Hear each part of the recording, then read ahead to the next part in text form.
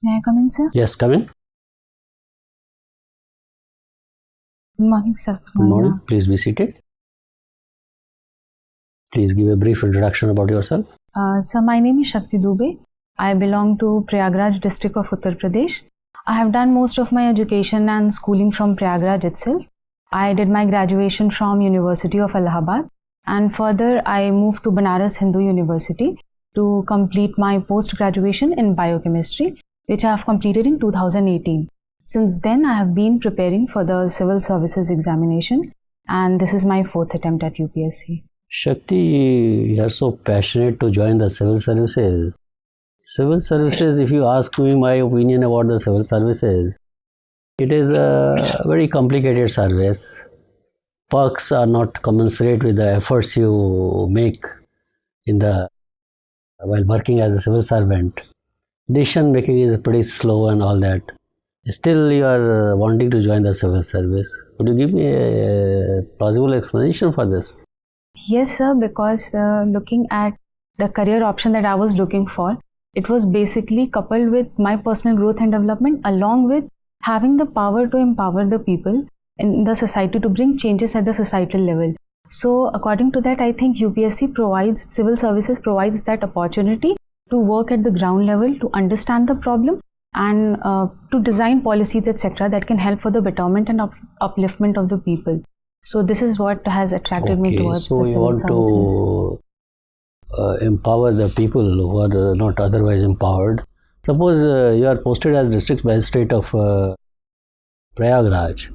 How do you skill the youth?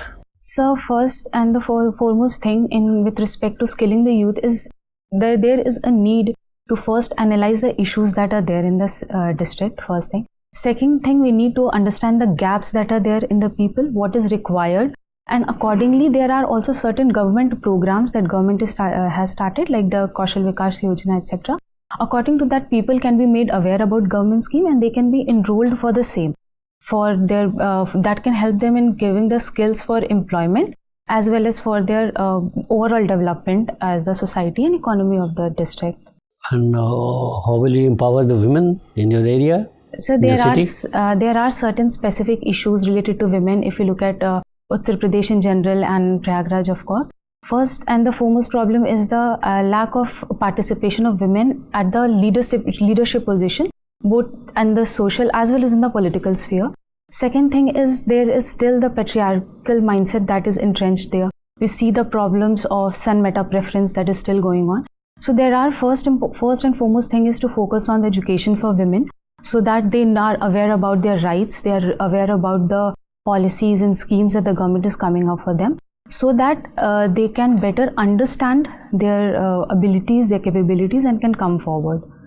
What steps will you take for women's safety? So for women's safety, I think for certain things like, first is awareness of the women about their rights, first thing. Second, we can have for the safety and security, another important thing that can be done is installing CCTV cameras, so as to make them secure while they are traveling or while they are out. Second thing is there can be the laws related to the sexual harassment at the workplace can be properly implemented, having internal the complaint committee, etc., so that women, they are comfortable in working. Apart from that, if in order to engage the married women, etc., in workplace, we need to have proper policies related to the crèche facilities, etc., and proper leaves also should be provided to women so that they are able to manage their work-life balance. They can have a proper work-life balance. Talking about the health system in our country, do you think that India should go for health for all or insurance for all principle? Sir, I think they are having its own importance, both the thing, health for all, insurance both. I think, however, the focus should be first on prevention, that is so that we can avoid the diseases, or we can avoid the problem of poor health. Thus the focus should be first on nutrition, etc. And apart from that, insurance can also be coupled with this. However, my own suggestion would be to focus first on prevention rather than cure and insurance. What is the difference between a preventive treatment and a promotive treatment? I think preventive treatment is, sir, the basically steps like vaccination or immunization, and also awareness among people, ensuring cleanliness, etc., so as to avoid the disease at the first place. Promotive is in case the disease, there are certain disease that are spread. For example, anything like cancer, etc. in women are very prevalent, the breast cancer or cervical cancer, etc. Then proper treatment should be available so that they are able to avail those treatments. They are affordable as well as accessible for them. Thank you very much.